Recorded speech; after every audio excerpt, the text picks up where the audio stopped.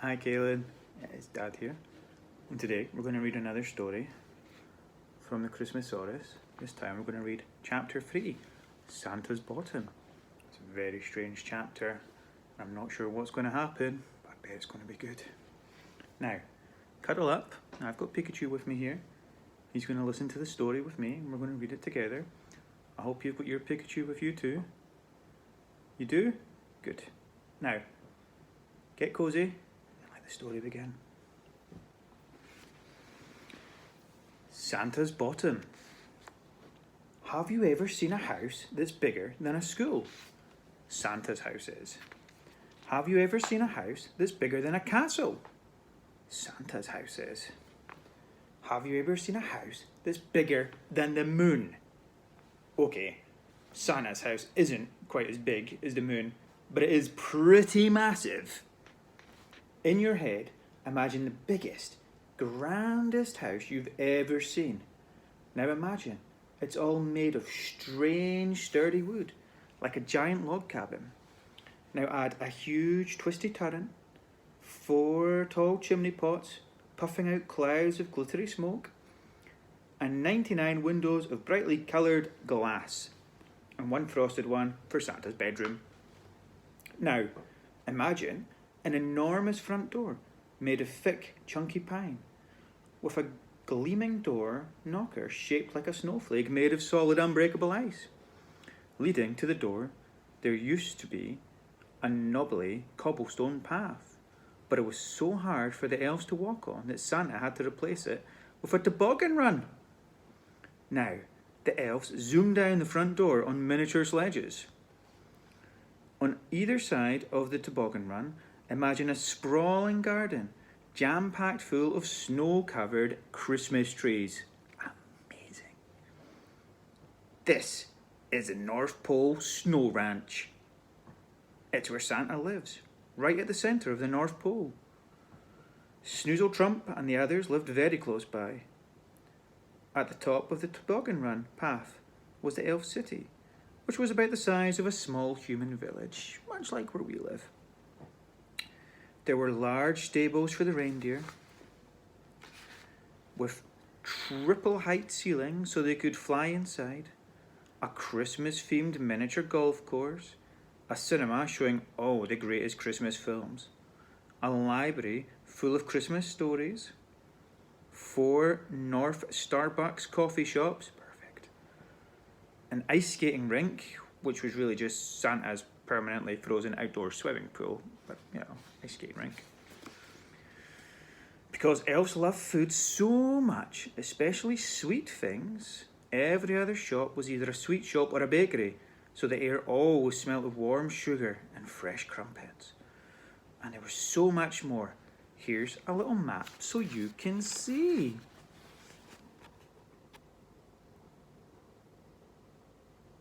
Wow, it's a very cool map. Look at the big castle as well, and the toboggan run. Goes all the way from the elf city, all the way into the castle. That's amazing. It was a fantastic place to live. Suddenly, Snozzle Trump, Speckle Hump, Sparkle Foot, Sugar Snout, Star Lump, Spud Cheeks, Snow Crumb, and Sprout burst in through the enormous wooden front door of the Snow Ranch. They waddled into the entrance hall, hunched together under the weight of the frozen egg on their backs. Santa, come quick! Santa, come help! The egg is too heavy for North Pole elves. The elves did cry out, and all of a sudden, the boom, boom of heavy boots. Steps rattled around the entrance hall where the 8 egg finders waited. Then the footsteps stopped and there was silence for a moment. Out of nowhere, a huge, heavy man crashed down from the ceiling on a circus trapeze. Madness. It was Santa. He always liked to make an entrance. He was the largest man you could ever imagine. Imagine your 2 fattest relatives. It's okay, they won't know you thought of them. Now, imagine that those 2 people were one person. Yep, that's how big Santa was. Not just fat, but fat-tastic. He was easily the size of 50 elves put together. But for a man of such enormous proportions, Santa was surprisingly nimble. He was the fastest runner in the northern hemisphere. That's amazing. He could dance on the tips of his toes like a ballerina. He could backflip and somersault like a giant stealthy ninja. He once tiptoe rocked around the North Pole to the South Pole and halfway back again. He had to get a lift home on the sleigh because of a nasty blister. Santa triple backflipped into a double forward roll across the vast entrance hall and came to an abrupt stop millimetres away from the group of elves. His deep red onesie stretched tightly over his round belly. He hopped, skipped, and tippy-toed around them, peering excitingly at what they carried on their backs, still hidden under their woolly elf coats. How exciting, said Santa giddily. How jolly marvellous. There's big tiptoeing Santa. He's pretty fat. Spiffing. Oh, what a wonderful sight. Oh, what a wonder. How puzzlingly mysterious. How mysteriously puzzling. You 8 little elfy welfies. What have you got here? Can I touch it? Shall we look? Why, I know what it is. Of course, it's obvious. It's a... What is it? With that, the elves pulled off their coats and scarves and revealed the shimmery shell of an enormous egg. Said Santa curiously. The elves repeated. Interesting, Santa whispered through his thick, white, whiskery and twisty moustache. Very interesting, the elves replied, hoping Santa would next say something that rhymed. And where was it? Nesting? Santa asked, looking rather impressed with himself at managing to find a rhyme. He was usually absolutely rotten at rhyming with the elves, which they found extremely frustrating. In the ice, it was frozen. It's lucky that it wasn't broken, cried out Sprout.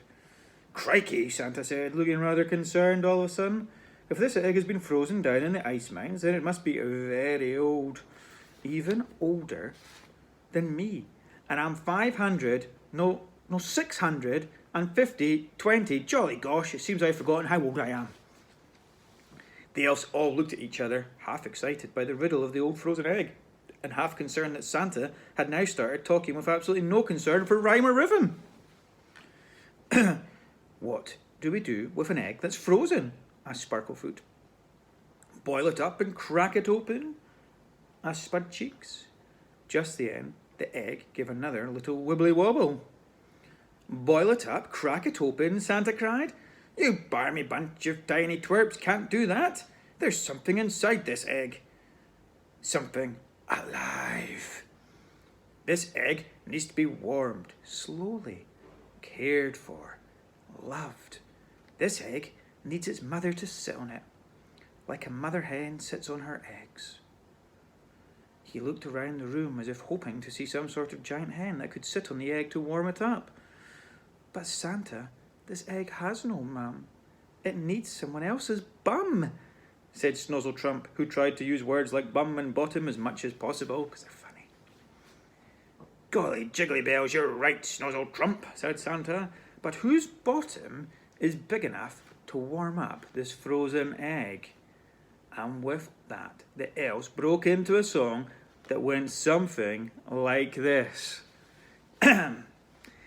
This egg needs warming under someone's bum, but an elf's backside is a tiny one. If every elf put its bottom on the egg would freeze their bum instead. So an elf can't do it, that's a silly idea. An elf can't do it, it would take a whole year. And if an elf can't do it, there must be someone else, someone much bigger than a North Pole elf.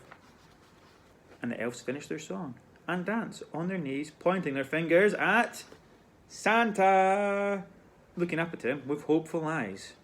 Me? Said Santa. I can't sit on the egg. It's almost Christmas time. There's so much planning to be done. And packing and wrapping. Santa hesitated. But deep down, he knew what needed to be done. He knew that he was the only person that could do it. His elves would take care of all the Christmas preparations. All he needed to do was park his giant, jolly, warm bottom on top of the frozen egg. So that's exactly what he'd done. And that's the end of that chapter. It's a really good chapter. And I hope you enjoyed it. And remember, night night, I love you.